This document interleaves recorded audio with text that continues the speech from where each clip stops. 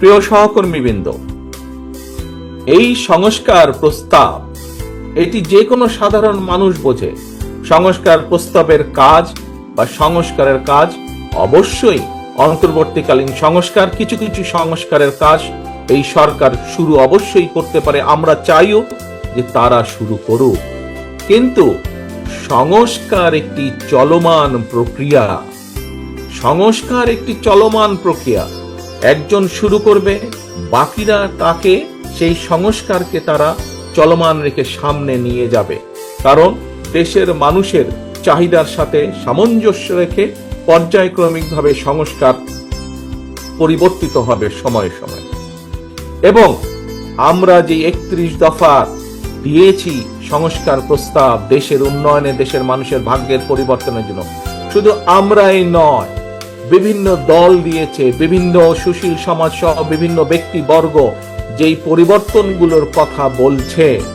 এমনকি অন্তর্বর্তীকালীন সরকারের প্রধান সহ উপদেষ্টা যে সকল সংস্কারের কথা বলছেন, সকল সংস্কারের বাস্তবায়ন একমাত্র সম্ভব, সূচনাও একমাত্র সম্ভব, বাস্তবায়ন করাও একমাত্র সম্ভব শুধুমাত্র একটি প্রকৃত নির্বাচনের মাধ্যমে। যদি প্রকৃত জনপ্রতিনিধিরা নির্বাচিত হয় তাহলেই একমাত্র সম্ভব। সেজন্যই আমরা বলছি, রাজনৈতিক দলগুলো বলছে কেন দেশে নির্বাচন প্রয়োজন।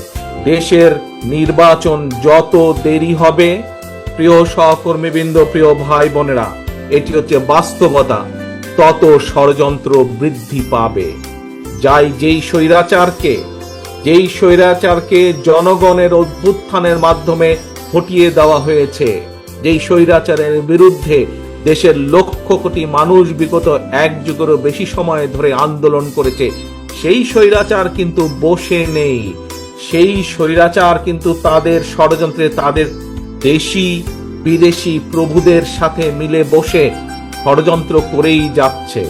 শুধু তাই নয়, নির্বাচন যত দেরি হবে, এই দেশের মানুষের স্বাস্থ্য সুবিধা, এই দেশের ছাত্রছাত্রীদের শিক্ষা ব্যবস্থা, এই দেশের কৃষকদের সমস্যা, এই দেশের ব্যবসায়ীদের বিভিন্ন সমস্যা, এই দেশের বিচার ব্যবস্থার সমস্যা, এই দেশের প্রশাসনের সমস্যা, যতগুলো সমস্যা স্বৈরাচারের সময় শুরু হয়েছিল, স্বৈরাচার করে গিয়েছে, এই সমস্যার গিট্টু আরো বৃদ্ধি পাবে।